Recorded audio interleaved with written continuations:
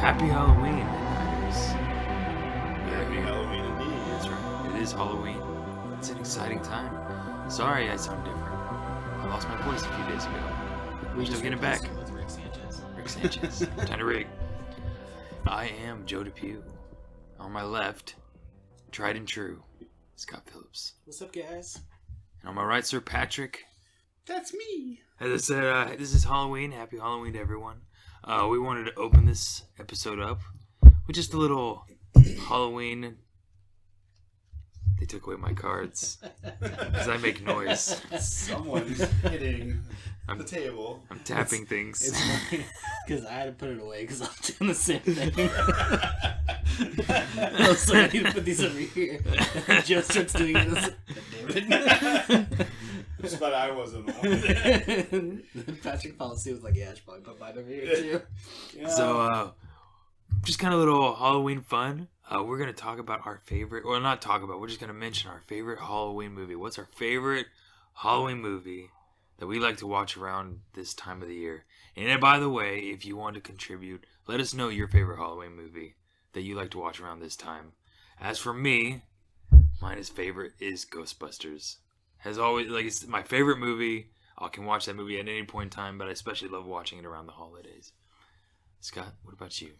Oh man, it's got to be Nightmare Before Christmas. I mean, sure it's a musical, and I'm not a big musical guy, but man, like the animation style of that movie is just amazing. It's so much fun to watch. Nice. And I would say, like, my immediate thought honestly goes to Donnie Darko, but that's not, I mean, it takes place during Halloween. It's not really a Halloween movie. So honestly, I think my answer would be The Lost Boys. Is probably one of my... Ooh, that's a good one. That's a good Yeah. one. Oh, That's man, so- I like that. Yeah. So that's probably the one I probably would watch on Halloween itself more than Donnie Darko. Definitely not the director's cut of Donnie Darko, because, again, fuck that shit. Ruined all the songs, because all the perfect placements of the originals, the songs were great. So, but yeah. Yeah. So like I said, it's just a little fun. It's Halloween fun since it is Halloween night. But let us know your favorite Halloween movie in the comments. We like to hear about it. Anyways, we are going to be talking about, as we have kind of posted on our page, is Stranger Things. And we're going to start with season 1 since the season 2 just barely released. We're giving people some time to kind of digest it before we start talking about it. We're going to be talking about the first 4 episodes of season 1. Before that, we want to talk about our overall impressions with the season. Now, we know this is a hit show. It's evidently been very, very highly rated, and and to be honest, it is a really good show. Mm. For those who grew up in the 80s, like all of us here, there was a lot of things that we definitely were watching, and like... Some of us more than others. Yeah, man, I got to admit, barely. Like, Okay. I was 3 when the 80s were over, so I didn't do a lot of growing up in the 80s. Oh, yeah. Yeah, well. My wife would say I haven't done a lot of growing up in general. Patrick's still growing up in the 2010s. But no, it really does kind of hit all those major notes. It's a great show. It really is a great show, from the writing, acting, everything in general is really I can't good. imagine how hard it was for the costume designers and all the props people to have to find all the original, because I mean they had to find all that. They probably didn't have enough money to possibly build it all themselves. They had to find it probably all. Yeah, I mean it's one thing to, I was just talking about this the other day when I was rewatching it all. It's one thing to have, the set of, you pull up to a grocery store and there's all these cars in the parking lot, and you have all these cars that were big and popular in the 80s, to not only have them there, but have them look brand new as well. Yeah. It's one thing to have that, but then to also have ones that the characters are able to drive for certain scenes. So you're driving a 1988 pickup or a 1989 Gremlin, whatever. So they not only got to find these. We all have to admit, all we can think of is Wings World. Yeah. You can't think of them without that. But yeah, I mean, to find all these, to clean them all up and make them look nice is one thing, because then, whatever is in it, you can just park it somewhere and relocate it for scene to scene and kind of use the same cars over and over again. But to actually get one that you can find, clean up, and then get it running again too, and have somebody to be able to drive around for these scenes like that alone's a lot of work, and it's a lot of like kind of underrated stuff. Like not a lot of people are going to see them, a scene where somebody's driving to the store and really think of all the work that just that little drive down the road, like finding those cars, repairing those cars, getting them looking like they're brand new cars. Yeah, and some of the cars are even from the 70s because, it takes place early 80s. Right. So, yeah, so you have... even some of the cars are, supposed to be older 70s cars. So when you have people that have, I'm driving this broke down...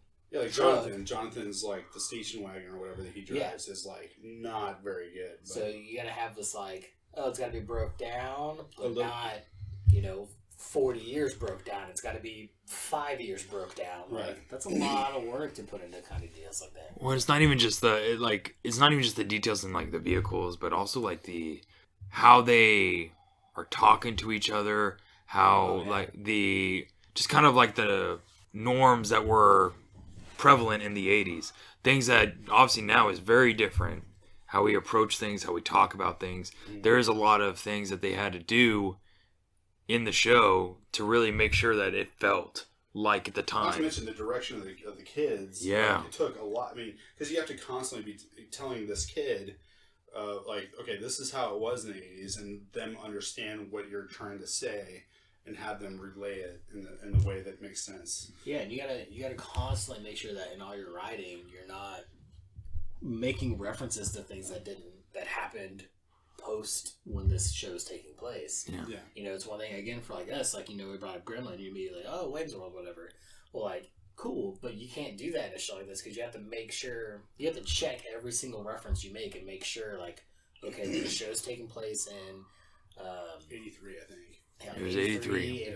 83 or whatever. So you have to make sure they made a such and such reference. Okay, was this actually prevalent in 83 or did this come out in 84, 85? See, I'm not anal like that. I really don't care. That doesn't make us... And I'm not either. I'll let a lot of things like that slide, but you also know there are the people out there that would ream this show for things like that. Well, it's not even just the fact that they ream it. Even for the directors, they want to make it feel very authentic. Right, yeah. So the more you can get in the details, the more authentic it feels, and the more believable the time and all that. Even though you may not necessarily care about that, it is a detail that the directors wanted to make sure they're hitting. Well, the Duffer Brothers spent so much time developing this series. I think that it was just, it took them forever to to get all that stuff set and probably even to get it produced, because I think, if I remember right, the start of it was that they were trying to get it produced as a movie, and they couldn't get anyone to finance it, and they finally got it Netflix, and then so they started producing as a television series. Well, the thing that happened was what we actually talked about in one of our other episodes is they were actually trying to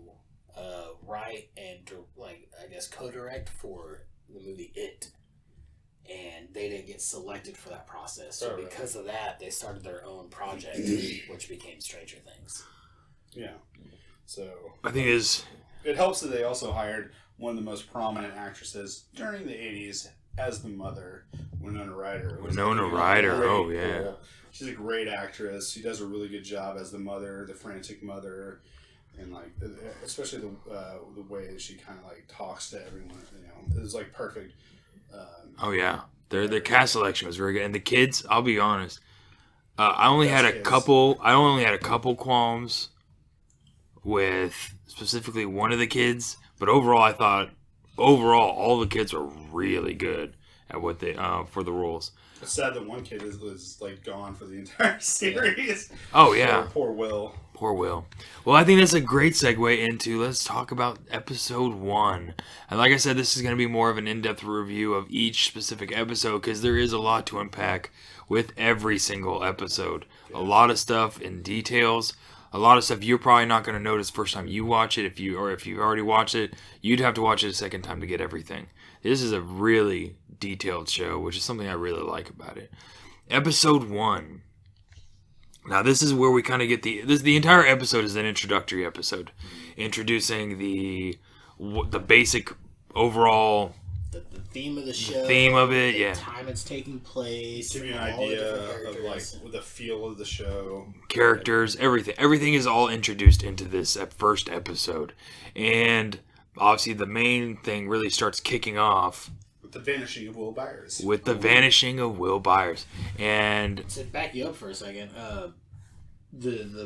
I really respect the way they go into detail of introducing these kids and really setting each kid's place by playing a game of D&D. Yeah, you can set each role. You can say you immediately give them each role. So you have Mike as the dungeon master. So you already kind of really set the cool. He's the leader of the group. Yeah. He's gonna direct everything and all that kind of stuff. And then you get to okay, cool. They run into the big demigorgon. What are their decisions gonna be? You have Will, whose immediate thought is to cast protection. So you already get this. Well, he didn't really know. He didn't really know which one to do. He wasn't sure. He wasn't wanting to, but he was hearing fireball and protection from either side. You get Dustin was the one that's straight up just fireball. So you get your feeling for him. That he's all out. We're gonna go for it. We got to go for it. You got to take the risk. You got to go for it. Don't worry about being safe. Just do it. And then Lucas is the one that's telling him to cast protection and stay safe and play it safe. And so you're getting both these. So you're already kind of cool. You got the three of the four kids. You already quickly can tell how they're going to play out the rest of the show. And then Will does again he's very unsure. He's kind of looking for guidance and all that stuff. And that's kind of Will's character as well for the rest of the show. So that D&D game at the very beginning, I think was a perfect setup to say, here's how each character is gonna. Here's how all these kids are gonna play out for this entire show, and then you gotta watch that grow and change and stuff over the years. Not to mention, it's a good way to also say that this is the entire season basically happening in the first scene of the show. Because it's constantly referenced throughout the first season. That D&D game overall is what's referenced constantly. Throughout the entire first season. So obviously, by the way, we are not going to be talking about season 2 stuff. This is going to be purely season 1. So if there are things that happen in season 2 that may relate to season 1, they will not be brought up here. We're going to be tackling. If I bring it up, I will be shot. So So we are trying to keep it as spoiler free on season 2 and sticking to season 1. If you've already watched season 1 or season 2. We're happy to have you here either way. So, and as soon as we get where they leave the D&D game is where the big intense moment happens where Will falls off his bike because he saw something and he gets chased, goes to his house, gets chased back to his little fort, and then he disappears. And that is where we get the vanishing of Will Byers. And I have to give a shout out to whoever did that theme. Oh, that theme. So I was actually reading about it, and apparently it was a band that the Duffer Brothers liked so much that the moment that they got greenlit from Netflix, the first thing they said, "Okay, we know exactly what we want for music," because they liked the music so much from this one band. I forget completely what the name of it is. So this is also the episode where you get introduced to 11. You don't really know what her story is. Well, that's in a little bit. Well, I mean, it is in this episode, though. Well, yeah. I mean, it's very. I mean, that introduction is an interesting one, by the way. Oh, it is. Yeah, I mean, the whole the running away from the hospital, the lab kind of thing. You don't really know what, because and just to give it a quick, before the theme song, before the even D&D game, there's one big thing that happens, and that it looks like something is breaking out of this underground facility, or this facility of some sort, and it is deadly. So that's what kind of really, right before the D&D game, you see this escape of something. You don't know what that breaks out of this facility, and then that's where we get into the D&D game. So the name of the band is called Survive, and they're an electronic band based in Austin, Texas. And Bristol? Yeah, and the moment that they got, the Duffer Brothers already been listening to their songs, and they actually adapted a lot of their songs they've already written to Stranger Things to make it into more of a theme song for each and different sections of the show. So if you are interested in finding out how Survive, check them out. Evidently, we're based out in Dallas, so a little Texas love heading their Well, I know, but we're based in Dallas. Oh, yeah. We're based in Dallas. So a little love from Dallas to Austin. You guys did a great job on that song. It's fantastic. And not to mention the design of the font. Oh, yeah. The zoom in of the... Well, even like pull out, really. Yeah, as it pulls out, even like kind of the little flicker in the letters, like giving it that kind of like... Old school like neon. Yeah. 100%. It was very good stuff. It really helped to the feel. But now we're getting into the meat of it. So obviously, 11. the main introduction we just talked about was 11, and the way you really get introduced to her is with Benny. Oh, Benny. Poor Benny. But anyways, you see her and still in the hospital gown. Goes into this guy's restaurant and starts just snacking on his food in the kitchen. Benny thinks he's just stealing food and realizes that this kid has been... Because obviously, Eleven's at this point, you don't know Eleven's name. No, that she's not talking. You don't know anything about her. What's happening. So he takes her in and takes her under his wing to find out, hey, what's going on. While he's doing that, though, we transition to where Will is like... at first, his mom wakes up, she's trying to get him all ready for school. Notice he's not there. They just assume he's at school. Never went to school, so his friends are getting worried. And at that point, though, there's also this kind of plays into what happens later in the series, is dealing with the teacher, the biology teacher. He's biology, right? I want to say he's biology. Oh yeah. Yes, because evidently they're very good friends with him, and they wanted to know if his major radio came in. Well, yeah, because he's also the head of the AV club. Of the AV club, yeah. So they get this, I guess, custom-ordered radio that's able to reach all the way to Australia. Yeah. So it was a really big deal. They make a big point of it because it does play later on into the series. But after that point of going through all that, the mom obviously realizes that this Will is missing. And she tries to get in touch with another major character, Sheriff Hopper. Yeah. Now, I kind of love the introduction of him, is because it seems like he's kind of a fuck up. He kind of like isn't a great sheriff, like because that's what you get the sense from. See, I don't know if I would really give it as like he's a screw up as much of it as he just doesn't care anymore. Yeah. Well, that's probably true. It sounds like he's more bored than anything. Yeah, you do find out later that like he used to be a cop in like the city and all that stuff, to where it was like constant murders and break-ins and all that stuff. And then now he's moved to this tiny little town where like nothing's really going on. Yeah. So you get I feel like they really give you the feeling of he's just kind of doing this job on autopilot. Yeah. Like he realizes that he doesn't really need to do anything.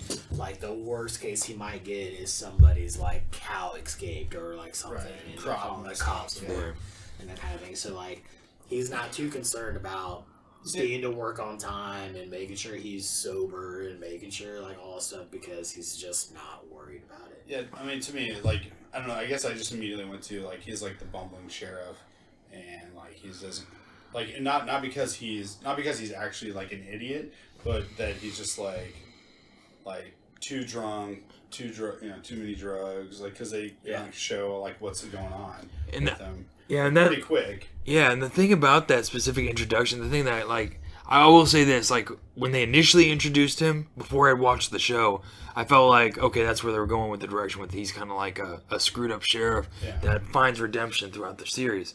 But what you find out as you watch the series is he was never a bad sheriff. He like everybody trusts him. Yeah. Everybody in the town trusts him. Everybody relies on him. They know he'll get the job done. And he is good at his job. Like you said, like when he has to deal with the Benny situation, is that because that's where they make the mention of like, oh, I bet you had to deal with a lot of these in the city, which is where you get the hint that it was in the city. Yeah. He's like, yeah, but they weren't my friends. Like that, it was different. Yeah. So, like I don't know, like. I mean, I love that actor to begin with because honestly, like I loved News Radio, and I really liked him in News Radio as like one of the news people. But yeah, so they find.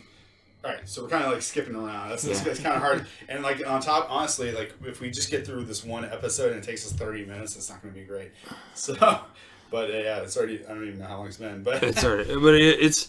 Well, I mean, after the Winona Ryder, She goes and talks to Hopper. Like I said, she's talking about trying to find her kid.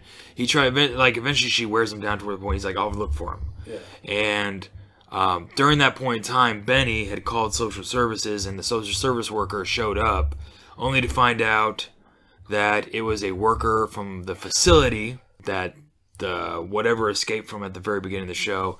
She shoots him, kills Benny. Right in the face. And the only thing you found out during Benny's and Eleven's interaction was her name, 11. Yeah. She's able to escape and goes throughout the night trying to run away from whoever's trying to chase her.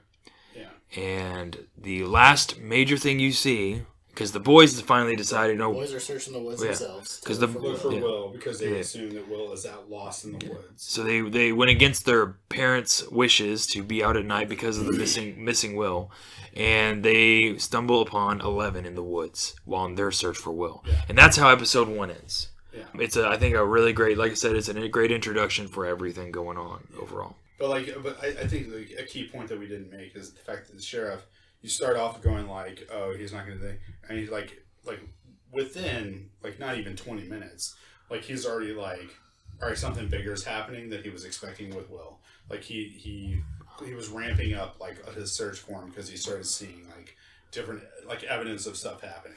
Well, that's what happens. I think it's in season 2 that you start seeing that he's taking more serious. Episode 2, yeah, sorry. Episode 2 is where you start seeing him really putting a lot more. Goes off to like it like goes off like. Yeah, and then I think it's episode 3 that he sees something bigger going on. Yeah. I think is the like kind of how it goes. Yeah. But yeah, so season 2. Episode 2. I don't know why I keep messing that up, guys. Episode 2, the weirdo on Maple Street. Now, here's a really interesting character to bring up, by the way, which we didn't bring up, is Will's older brother, Jonathan. Yeah. He plays a very big role throughout the season. But you find out a lot of interesting things about Jonathan, I think, in season 2. Or episode 2. I'm gonna fail on this, guys. Episode 2. Jonathan, very quiet guy. Well, I mean, he's kind of an outcast himself. Yeah, he's an outcast himself. But like even worse than the other kids are, because at least the other kids have each other. It's evident that he's like a kind of a loner. Yeah, he has no one really to go to. Yeah, but yeah, it's kind of interesting. So they bring 11 back to the house. Yeah. They try to get more information out of her, like who she is, what's happening. Lucas tries to convince them to get the parents involved to get her back to wherever she needs to be. Mike immediately says, no, we're gonna like, keep her in for a while and we can deal with that in the morning. Now, this is where, like I said, this is one character out of the kids that kind of bothered me throughout the season. Lucas. Now, I don't think Lucas's motivations were wrong. I just felt like, I don't know, like, for example, when 11 is obviously, like, terrified, it's like he showed no remorse, he did not give 2 craps about this person's feelings. Like, let's just get rid of her, because he's, like pushing her around. That's because he's a neutral character. Yeah. So, we got to go back to D&D. He's a neutral character. He only cares about the kids, like, he's not doing it for good or evil. He just is in it for, like, kind of himself. And no, I get that. I totally get it. So, you say neutral character, but at the same time, like in that game of D&D, like he was the one that was super voting for the protection spell, like to protect himself, keep us safe, or whatever. No. And he's arguing that, but he's a neutral because he wants himself to be safe. Right, like he wants himself to be safe, but I think like he has found safety and almost you can say solidarity in this group of like him and his 3 friends. And he doesn't want that to change. Like, it doesn't matter, good, bad, indifferent, whatever. He doesn't want that to change. And so it's like bringing in somebody like 11, who is somebody different. They don't know anything about her, whatever. It's going to mess up the dynamic of the group. Yeah, Will's already missing. Immediately has, this kind of like instant connection with 11. And all of a sudden, and he just kind of feels like it's going to change, like he's going to get pushed out, or like they're going to change the way everything works, or they're just going to forget about Will. Right, because even Dustin mentions it when they're... That's probably later. I don't know. It's later in that episode where they kind of like... talk about it. Yeah, they talk about it. Yeah, like, I don't know. Yeah, I don't mind Lucas because honestly, to have drama, you have to have someone to play off of. So I mean, you can't really, you can't have drama without someone. Everyone's I just agree. in agreement. I just think like his character was written a little bit. I want to say like the idea behind what he was doing was wrong. It's just how like the execution of it. I think it almost came off as extremely mean spirited at certain points. Well, I think it seems like it, but I think it's just like he's freaked out because one of his best friends has disappeared, so he's having to deal with that kind of like issue. He's this girl that came out of nowhere, and they're hearing more. I'm sure they probably heard about Benny and stuff like that. Yeah, I mean, like he's essentially like again created this bubble, this protection around himself of this is my life, this is how everything works. And then all of a sudden, like within 24 hours, it's just gone. I know, but I wouldn't have minded that if that's how it was because of the initial shock.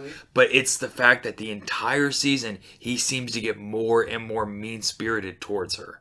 Right. That's my issue. That's why they talk about where Dustin's like, well, yeah, he's jealous of her because of the. Yeah, but I'm like I said, for me, that's just me. Yeah.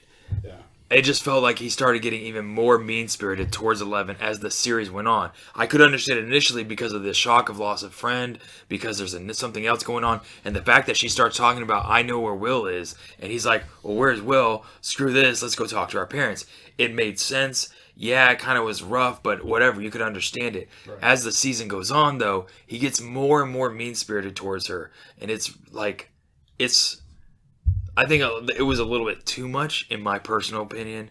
But, it's neither here nor there. We'll get to it. Yeah. But, the thing that they really find out about her is that she can use telekinesis. Telekinesis. What is the same thing? Yeah. Whatever. She's able to move stuff with her mind. Whoa! She is the Jean Grey of them. Anyways, Rusty pipes. So they find that, and they obviously all thinking it's super cool and stuff like that. The other side story that goes on with this episode is dealing with Nancy, Mike's older sister, who evidently, by the way, used to hang out with Mike and her friends, and she would do stuff with her, like D&D and all that stuff.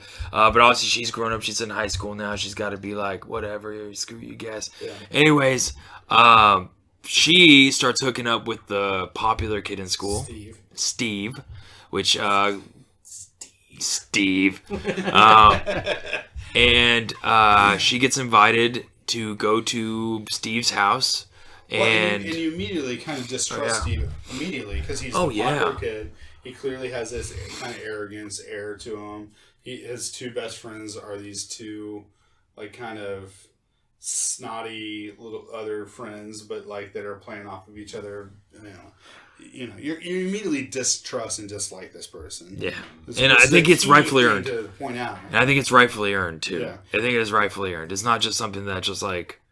Well, technically, he never did anything. It just comes across that way. What they did later on with Jonathan, it's pretty bad. But I mean, we're about to get to we'll get back to get that. Yeah. But she gets invited and she takes Barb, her friend, to go to his house for a quote unquote party. Which is only 4 people, by the way. 5. Well, if you include Barb, okay, 5. Oh. The 5th wheel. Oh, even Joe was leaving Barb out. Well, yeah. Poor Barb. Well, that's because Barb technically was like. R.I.P. bro. R.I.P. No love for Barb. Yeah. Well, you know what? It's whatever. But so. She got more love than Benny did, and I just want to point out, by the way, Benny, I really, really connected to in the first episode. I just didn't like. I didn't like how quick it ended up, but I mean, I understand why they kind of had to. They put all the marbles on the whatever, and it's like I said, and that's what's tough. Like, I mean, it's like I talked to you about was. It was during a rewatch that I realized, like, I'd completely forgotten about that in the first episode. the whole scene with her breaking into the diner and eating the food and meeting Benny and how Benny handled the situation. I'd like forgotten about all that. Well, But, I think that's why I Barb- didn't like the first episode that much, and then you really get into it heavy in the second episode. and so I go back and rewatch it, and I see all this stuff, and like, I get that huge connection with Benny. I'm like, man, this is just a really good guy. Like, he And immediately he doesn't took her look in. like it either. Yeah, he immediately took her in, like, made sure she was eating well, like, called social services, which is like, the right thing to do, and try to like make sure she's taken care of and everything's scared away. But like, immediately got no love. Like, he got killed off. First episode done. Never. Fast forward to second episode, Barb.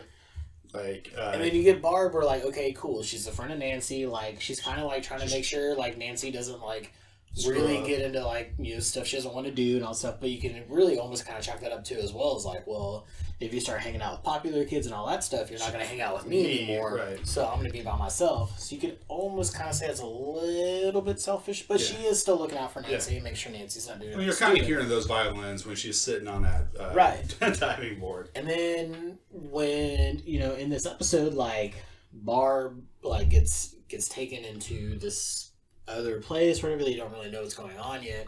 Whenever she gets attacked, she disappears as well, just like Will did. Well, there's a key point also. That Jonathan ends up hearing screaming at the house, and he ends up seeing that they're all by the poolside taking pictures of him. Yeah, and so, but the weird part about it is, like, for some reason, I mean, just, as far as, like, t-shirts that have been made and, like, posters and memes and all this other stuff, like, it's all about, like, oh my god, Barb this, Barb that, Barb this. And it's like, what did Barb do in this show that deserves so much like love and adoration from everybody? Her one episode. Well, I think it's episode 3, which we'll get into. Right. Oh yeah. It's really what earned that spot, because all you get is a shot in the face with the. Yeah, because Benny just got shot. Like, I mean, since Benny didn't get taken. Barb is involved with what's happening. So anyway, going back to the episode, so at the end of that episode, Barb vanishes. And Jonathan is creepily, like, kind of not stalking. He's quote unquote looking for his brother, but he kind of like also like runs across. Well, he was looking for his brother, but it's just Right. like he heard like screaming, and so he went to the house and he noticed that they were all in the pool. He just realized it was them, but then he has pictures. He has a crush on Nancy. Yeah. But anyways, like, they all go, like... And as he's looking down, that's when Barb disappears. And, like, the way it happens is, like, the perfect timing. Oh, I agree. It like, the way it was done, because, like, he's taking pictures, stuff is happening. He takes a picture of Barb, and then he looks down, because I think he's messing with his camera. Yeah. And then he looks back up, and she's gone. Yeah, the lights are off. The lights had for some reason, turned off at the pool. And then she had disappeared. I think we know why the lights turned off at the pool. Well, no, that's the thing is, as soon as she disappears and he starts walking away, the lights come back on. Right. Yeah. So it's obviously a sign of the creature being there. Right. And then the final is Joyce gets a call on her phone. She basically hears what she believes is Will, and then she hears something else like in the background. And then the phone shocks and like they cut. That's the end of the episode. Yeah, really good. By the way, just as a kind of quick side note, we're gonna get more into it. Yeah. The whole interaction between what's happening with Will and his mom, Joyce. Oh my gosh, it's really good. Because you're led to believe she's just going crazy. Oh, I know. Awesome. They do a really good job at kind of doing that dynamic. But episode 3, Holly Jolly. I didn't say season, did I? No, you did not. I did. I'm on a track record now. It starts right from the get-go, right where it leaves off with Barb inside this decaying pool, and it looks weird. She wakes up. She's ash in the air, kind of. Or I don't even know what it is. I mean, look at Barb too. Like Barb, she's got craps, like some kind of weird stuff all over her. She's obviously, it looks like she's either been beat up almost. I don't even know if it's blood or anything. It's just like a weird stuff all over her. Anyway, she's inside the pool. That has no water. There's no water, but it's all dark. So basically, it's like the exact same place, but dark, decaying, and different. So she wakes up in this, and she notices that a creature is down there with her. So she tries to escape the pool, And the way the whole way the scene was played out was really good. It transitions between Nancy and Steve, who are having sex in the upper floor. Brown chicken, brown cow. But it also is then transitions while they're getting ready to have sex for... screaming. Barb is screaming for her life as she's like trying to escape this horrible place. And you get that nice little touch of like when Barb is like ear-shatteringly screaming in this other place. Like you see the connection because there's that momentary lapse where Nancy like stops and she's like, Did you hear that? And Steve's like, I don't know, Shamad, I didn't hear it. And she's like, hot girl on my lap. No, I wasn't listening. I was distracted. But she's like, yeah, like it sounded like something screaming, but like it's just faint enough, like it just breaks through just a little that like she notices it, she catches it, but it's not enough to realize like, oh, like my friend's in trouble, like I need to go see what's going on. Right. Yeah. So at this point, though, we know that Barb dies. At least that is what you're led to believe. As far as now, out of the pool, and then something is pulling on her. Drag her back in. Yeah. And as far as you know, she's dead. Right. And that's the last you see from her. Then we start getting back into Joyce, played by Winona Ryder. She finally realizes that... we have to point out, by the way, that 11, in the second episode, 11 had pointed out that Will is alive because she's seen him. Oh, yeah, this was a really good D&D reference. Because... they all go downstairs to the basement because they obviously realize they can't keep 11 upstairs, so they take her down to the basement.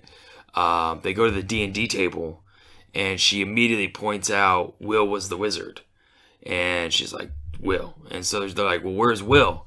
So she clears off the table, turns it upside down, and she puts him in this like black square, saying, there he is. Yeah. And then they have no idea what's that. The key point is the upside down, I think is the reference. That's I don't know if they're referenced at that episode or if it's later. It's later on. Yeah. But they also ask, well, the Shadow Realm. what's after him? And she pulls out They also say they ask her what's after him, and she pulls out the Demogorgon. Right. And that's like the big reference of the Demogorgon. Right.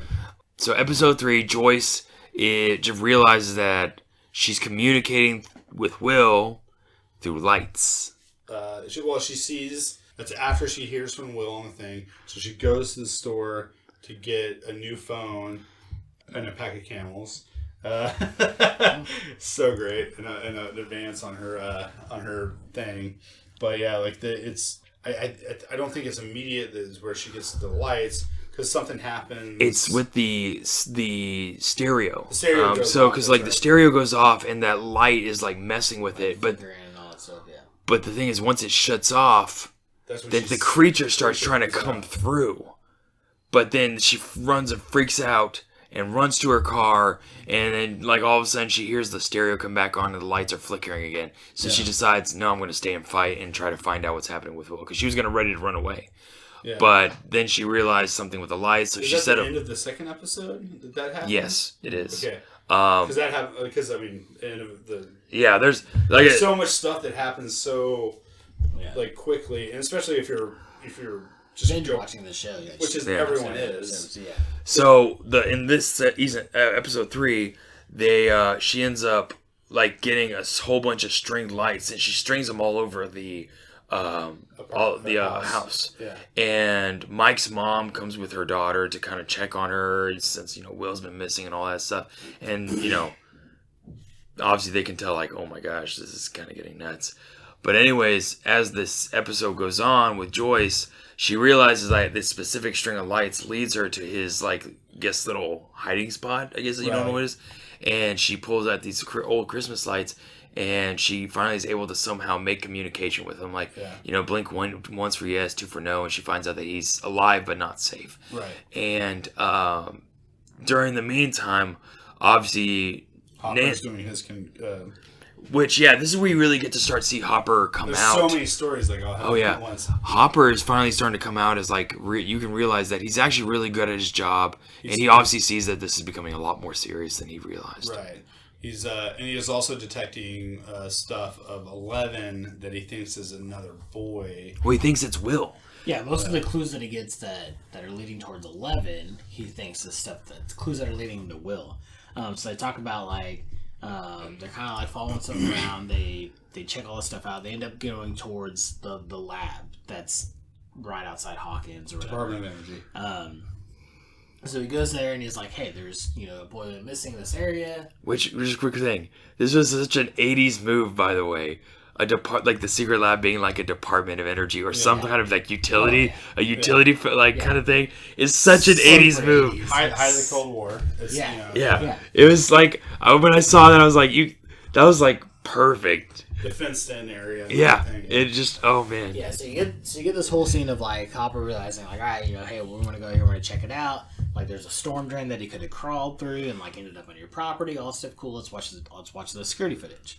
So they film the security footage and all that stuff, and like you just kind of watch it, and it's very short, it's very quick, and he's like, "Yep, that's it. That's all we got. We got guys patrolling. We got security cameras, and nothing gets missed." Yeah. And he leaves, and he lets his deputy, he's like, "Hey," he's like. First of all, he's like, "Do you remember that night?" He's like, "It was raining." He's like, "It wasn't raining on the security footage." So you can tell again that like Hopper is actually paying attention. He knows what's going on. He knows it was raining that night. Yeah, he knows they're lying, but they don't know why. So they also ends up, because of an investigation on the lab, he learns about Dr. Brenner, and all this stuff. And he ends up investigating or following a lead for a lady that claims that her daughter had been taken by Brenner as well. So he starts thinking, okay, maybe Will was in the same situation. Maybe this Dr. Brenner also kidnapped Will for whatever the same reason. So he's heading back towards, to investigate her, to talk to her, and figure out what's going on. Talk to Joyce first. Yeah, talk to Joyce, let her know what's going on. And all that stuff. So he's following all these clues that are essentially leading him to 11, but he doesn't know that. He feels like all these clues are leading him towards Will at this point in time. Yeah. So he gets the information of like that the lady. Is this the next episode or is it this episode? Right. It's the next episode where you get to see her. Oh, yeah, but in this specific episode, he gets the lead, and with what happens next though is dealing with Jonathan. Obviously, Nancy is still looking for Barb. She can't find her. She never went to school. She never went home. Yeah, well, you see her like immediately wake up and regret like kind of what she did. Yeah. She immediately, realizes that Barb was right and then like goes to look for Barb. Yeah. Well, and the thing you also find out is Jonathan was printing his pictures in the red room, and another girl saw what he had taken pictures of.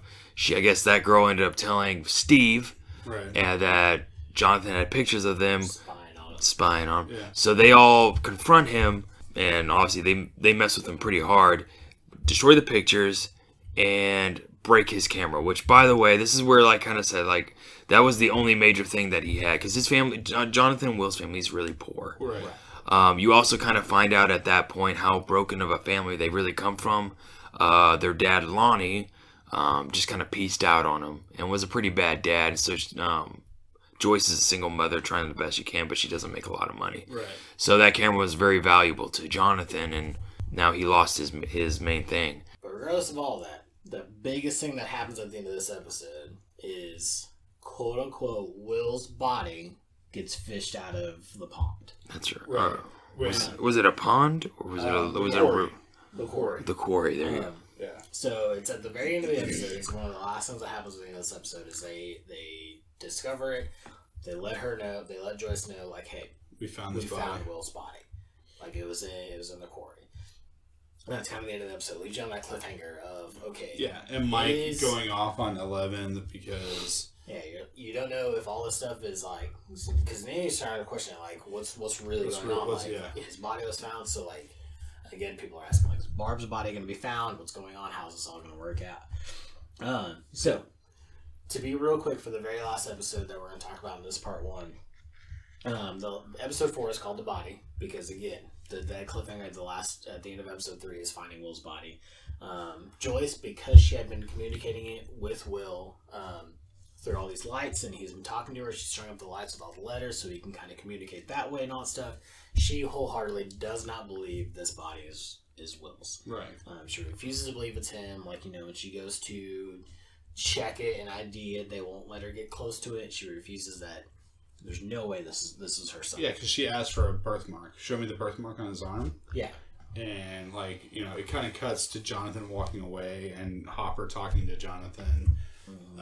And all of a sudden she comes out like, this isn't my son. I don't know what you guys think. Da, da, da, da. And then as far as the boys are concerned, again, they hear that, their friend's body has been found and stuff. Mike's unwilling to believe it. He gets really angry about it. He storms off. They all go away. And so they're all kind of like down in the dumps because, most of them believe that Will has been found, that he's dead. Even Mike's kind of mad at 11 because 11 had told him that, like, Will's alive. Why would you lie to me? All this kind of stuff. So Mike's mad at her.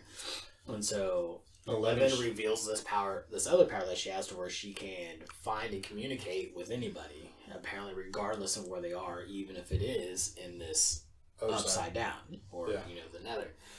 And so she uses this new ham radio that their AV teacher got for them to use and also because it's very big and it's very powerful. She kind of uses the original one to get a little bit the radio that they have because he's singing the song, right? Right, so they can kind of get it in, broke in a little bit, and so they realize that she just needs something bigger and better to use. So that's when they go to the AV club and use the bigger ham radio and start using that.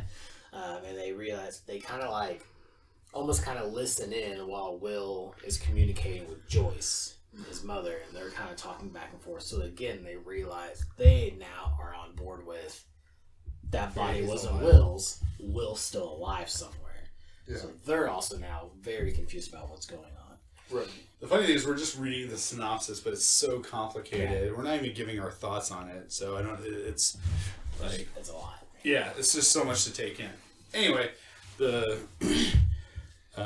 Hopper immediately starts detecting the BS, cuts the body, punches the guy out, goes to look at the body, figures out that it's a doll basically because it's stuffed with cotton, and then that's when he starts realizing that other stuff is going on.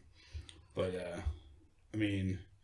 it's a it's a pretty hardcore reveal. Because they don't even show us, the viewer, whether or not Will is alive or not. Right. All we know is the radio station. We're almost treated exactly like the mother. Yeah, and the mother. And so, you don't even really get to see good look at the body. Until that moment. Yeah, that's the first time. And like I said, eventually you find out that the trooper that found the body was ordered to lie about it. Yeah. Hopper beats it out of him, essentially. Yeah. And that's kind of where the episode starts basically closing is you find out that Will is really actually alive still. More people are actually believing it now. And then you start, and in my opinion, this after episode 4 is where it really just kind of goes off the rails on a lot of different aspects. Yeah, and it's not just all supernatural either. It's no, it's not. It's very science based, very Yeah, when you get that, sorry, but when you get that reveal of Hopper going into the morgue and taking that dive of cutting that body open and just pulling out this stuffing, you're just holy crap, because initially your whole thoughts on the show are all right, this is a supernatural show, this one chick's got powers, there's another dimension, all this other, cool, crazy supernatural stuff, and then you start seeing, this whole body that was found, was stuffed, it's a fake body, it's a dummy, and you're just okay, this is this took 2 more strides than I expected. Now all of a sudden you got government cover-ups and all this other stuff, this, it's almost like a supernatural spy kind of you don't really know what's going on, everything's kind of tips and turns, it's a little all turned upside down. Right. Ooh, I see what you did there. So obviously this episode's a little bit longer than some of our more recent ones. It's just there's so much to cover. Again, this is one of those situations where there's so much in the details. If you haven't watched Stranger Things season 1, do yourself a favor. Find somebody who has Netflix if you don't have it and watch it. It is really good. And obviously, if you watched it, go watch it again. It's just a great thing to watch, especially around Halloween. It just fits perfectly.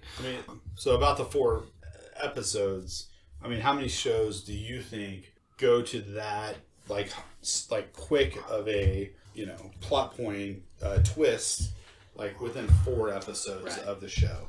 Like I mean, that does not happen. No, like, and to do it so well. Even X-Files took like 10, 15 episodes before they're like, hey, government cover up and like other stuff happening, and so it's just not done that quickly, that well planned, and like Yeah, it's just great. It really is really good. Yeah. I mean, obviously this is just part 1. We still have 4 more episodes to cover, which we will cover next week, and then we'll start getting into season 2. But yeah, if you have any thoughts about season 1, specifically about the episodes that we talked about today, let us know. We're going to be cutting it off right here. Look forward to part 2 next week, and we will be happy to see you then. This is Joe Depew. Scotty P. and Patrick. We're signing off. When darkness